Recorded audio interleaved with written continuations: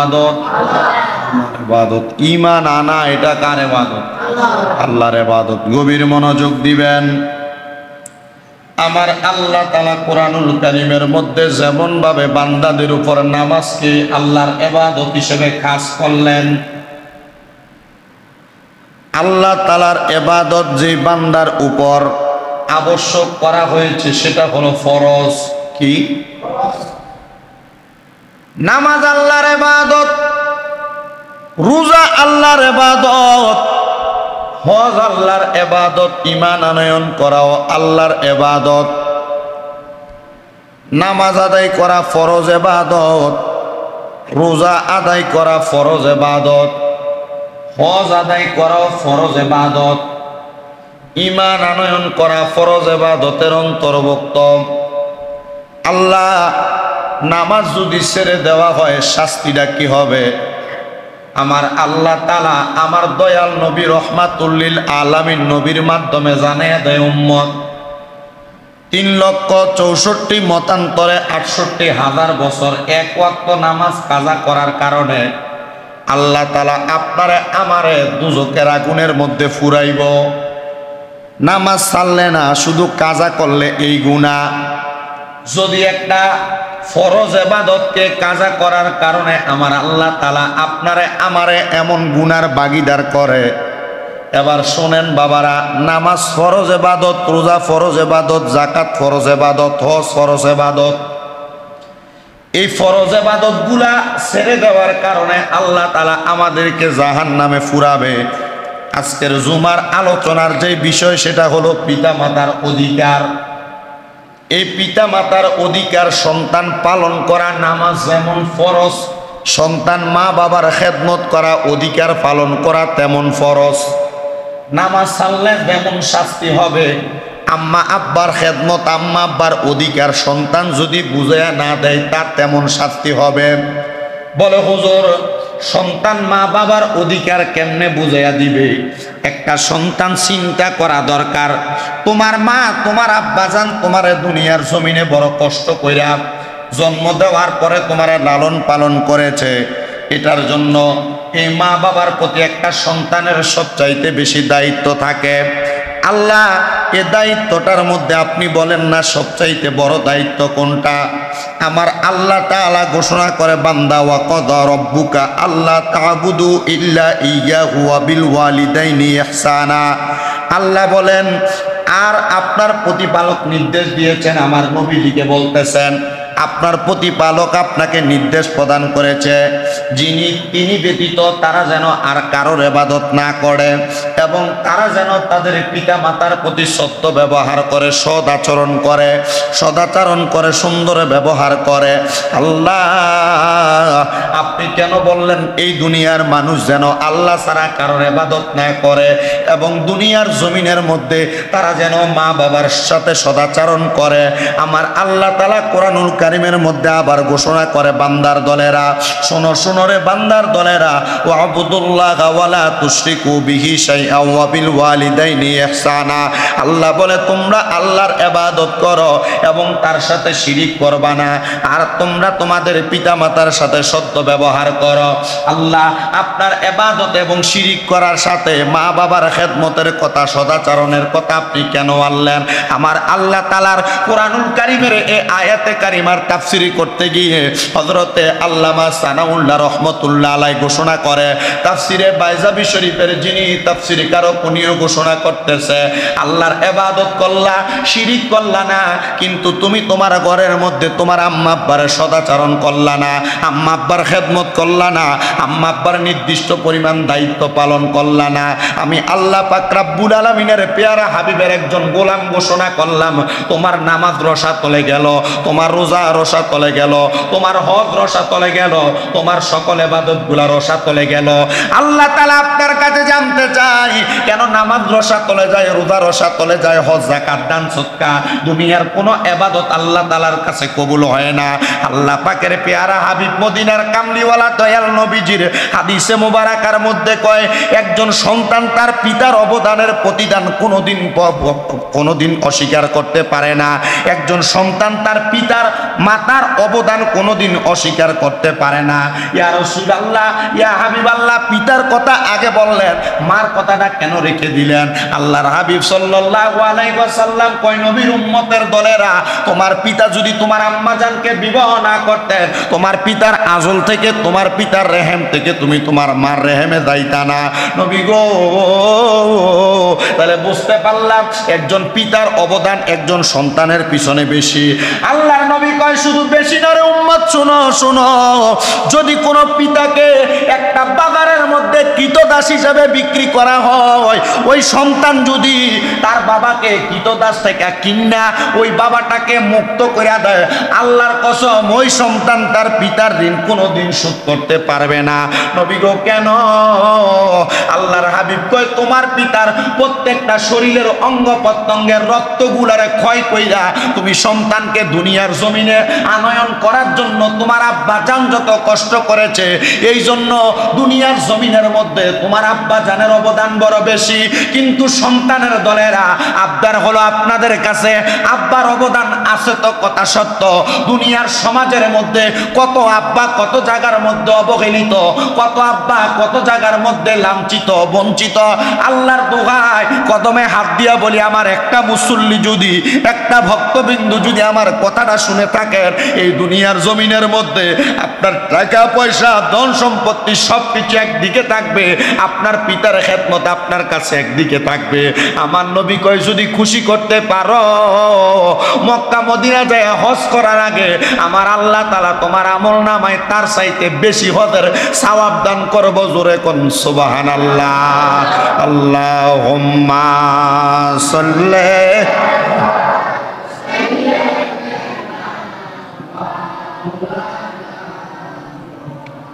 ওয়ালা আলি সাইয়্যিদ।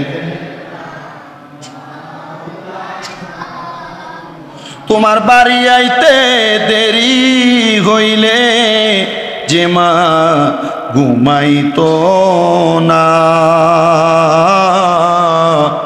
কবর দেশে মায়ের পাশে একটু রইলি না, কবর দেশে মায়ের পাশে একটু রইলি না। আল্লাহুম্মা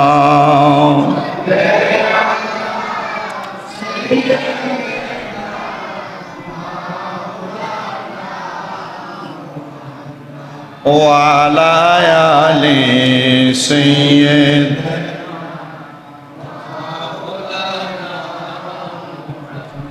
তাহলে বলেন, একটা পিতার অবদান আছে না নাই?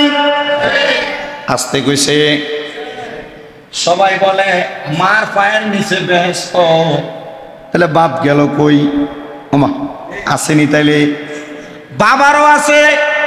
এই জন্য সন্তানের দলের কাছে আবদার, আপনি যতদিন বেঁচে আছেন আপনার আব্বা যেন কোনোদিন আপনার কাছে ছাইয়া টাকা পয়সা না নেওয়া লাগে। আপনার নিজের ইনকামের অংশ থেকে আপনি আপনার আব্বাজানকে নিজেই একটা অর্থ দিয়া দেন, যেন আপনার আব্বা ছোট হয়ে আপনি সন্তানের কাছে না চাওয়া লাগে। আর আপনি সন্তান হয়ে আপনার বাপের কাছে ছায়া ছায়া নিছেন, এখন কেন আপনার বাপ ছায়া নিবে? মারহাবা কয় না। এজন্য আসেন, আল্লাহর নবী রহমাতুল লিল আলামিন নবী কি বলে হাদিস শরীফ শুনি। আবু দাউদ শরীফের 5137 নম্বর হাদিস, আল্লাহর নবী বলেন, قال رسول الله صلى الله عليه وسلم رغم أنف ثم رغم أنف ثم رغم أنف من أدرك والديه عند الكبر أحدهما أو كلاهما ثم لم يدخل الجنة। জবান খুলে উচ্চ কণ্ঠে বলেন সুবহানাল্লাহ।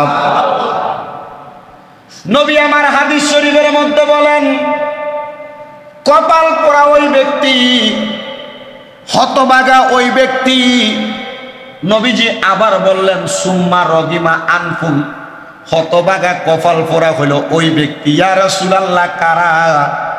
আমার নবী তিনবার হতভাগা বইলা বললেন, যেই ব্যক্তি তার পিতা মাতার যে কোনো একজনকে বৃদ্ধ অবস্থায় পাইল, মানে আপনিও আছেন, আপনার মা বাবা বাচ্চা আছে, নবী বলেন যেই ব্যক্তি তার মা বাবার যে কোনো একজনকে অথবা দুইজনকে বৃদ্ধ অবস্থায় পাইল, এরপর তাদের খেদমতের মাধ্যমে জান্নাতে প্রবেশ করতে পারল না, আমার নবী কয় সে সবচাইতে বেশি হতভাগা।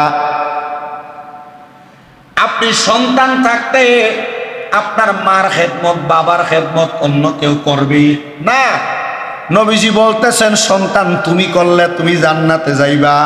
কিভাবে কয়? নবী কয় খেদমত করতে পারলো না অথবা খেদমতের মাধ্যমে জান্নাত অর্জন করে নিতে পারলো না, তার মতো কপাল পোড়া পৃথিবীতে আর কে আছে? হুজুর বৃদ্ধ অবস্থায় পাইলাম তো মা বাপ জোয়ান, খেদমতের আছে? অবশ্যই আছে। যদি জোয়ানও থাকে, একবারে নৌজোয়ান আম্মা আব্বা, আপনি সন্তানের বয়স মনে করেন না 10 থেকে 12 থেকে শুরু হইল, এখন আপনি সবই বুঝেন, তা আপনার আম্মা আব্বা থাকা অবস্থায় আপনি যদি তাদের বিন্দু পরিমাণ ছোট্ট একটা কাজও আগে করে দিতে পারেন, আর এই ছোট্ট একটা কাজের কারণে যদি আপনার আম্মা অথবা আব্বার অন্তর প্রশান্ত হয়, আল্লাহর নবী কয় জান্নাত নিশ্চিত। নবী আমার বলে শুধু তাই নয়, শুধু তাই নয়, উম্মত শোনো। ইয়া রাসূলুল্লাহ কি শোনায়া দিবেন? আমার নবী কয় দুনিয়ার জমিনে একটা সন্তান প্রাপ্তবয়স্ক হওয়ার পর মা বাবার খাবার দাবারের দায়িত্ব গ্রহণ করার পরে, খাবার দাবারের দায়িত্ব কি দায়িত্ব? খাবার দাবারের দায়িত্ব গ্রহণ করার পরে তাদেরকে থাকার জন্য সুন্দর আবাসস্থল দেওয়ার পরে এই মা বাপ শরীয়ত পন্থা মোতাবেক চলাফেরা করলে এই সন্তান মা বাবাকে দুনিয়ার জমিন থেকে কবর পর্যন্ত এমন খেদমতের মাধ্যমে পৌঁছে দিতে পারলে, দুনিয়া থেকে কবর পর্যন্ত মানে মৃত্যুর আগ পর্যন্ত সন্তান পৌঁছে দিতে পারলে আল্লাহর নবী কয় ওই সন্তানটা সফল কাম। নবীজি বুঝতে পারলাম ইয়া রাসূলুল্লাহ আর কোনো কিছু আছে জানার? জি। নবী আমার বলে উম্মত আন আবি উসাইদ রাদিয়াল্লাহু তাআলা আনহু قال قال বাইনা নাহনু ইনদা রাসূলিল্লাহি সাল্লাল্লাহু আলাইহি ওয়াসাল্লাম। হযরতে আবু উসাইদ রাদিয়াল্লাহু তাআলা আনহু বলেন একদিন আমি আমার নবীজির দরবারে বসা, আমার নবীজিকে আমি লক্ষ্য করে দেখলাম ইজিজা রাজুলুম মিন বানি সালামা, আমি দেখলাম আমার নবীর দরবারে বনু সালমা গোত্রের একজন লোক আগমন করলেন। আগমন কইরা আমার নবীকে বললেন ফাকালা ইয়া রাসূলুল্লাহ, নবী গো হাল বাকিয়া মিন বিররি আবুয়াইয়া শাইউন আবাররুহুমা বিহি বাদা মাউতিহিমা।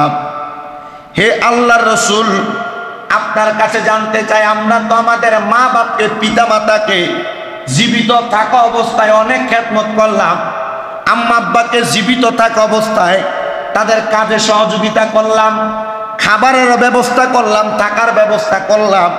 নবী আপনার কাছে জানতে চাই ইন্তেকালের পরে ওনাদের প্রতি আমাদের কোনো খেদমত আছে কিনা, মানে মারা গেছেন এরপরে আমি সন্তানের কোনো দায়িত্ব আছে কিনা। আমার নবী রহমাতুল্লিল আলামিন নবী উত্তর দেয় ক্বালা নাম, হে সাহাবী অবশ্যই তোমার মা বাবা মারা যাওয়ার পরে তোমার দায়িত্ব আছে। ইয়া রাসূলুল্লাহ, নবী গো দায়িত্বটা কি আপনি নবী আমাদেরকে বুঝায়া দেন। নবী আবার বুঝায়া দেয় এক নাম্বার দায়িত্ব হলো আসসালাতু আলাইহিমা, তোমরা তোমাদের মা বাবার জন্য দোয়া করবা। দোয়া কাকে বলে হুজুর? দোয়া ওইটাকে বলে যখন আপনার মা মারা গেল, বাবা মারা গেল, আল্লাহর দরবারে হাত তুলে বললেন আল্লাহ মারা যাওয়ার পরে আমার মার কবরে তার সম্পদ দেওয়া হবে না, টাকা পয়সা দুনিয়ার কোনো সম্পদই দেওয়া হবে না, আমি সন্তান মা বাবার সবচাইতে বড় সম্পদ। দুনিয়ার জমিন থেকে কোনো মা বাবা ইন্তেকাল করার পরে দুনিয়াতে ওই মা বাবার 3টা সম্পদ থাকে। কয়টা সম্পদ? এর মধ্যে 1 নাম্বার সম্পদ হলো একটা নেককার সন্তান। একটা মা বাবা ইন্তেকাল করার পরে নেককার সন্তান যদি আমার আল্লাহ তাআলার দরবারে একবার দোয়া করে, আমার আল্লাহ তাআলা ওই নেক সন্তানের দোয়ার কারণে মা বাপকে ক্ষমা করে দেয়। বলেন সুবহানাল্লাহ। এক নাম্বার দায়িত্ব, তাহলে মা বাবা মারা যাওয়ার পরে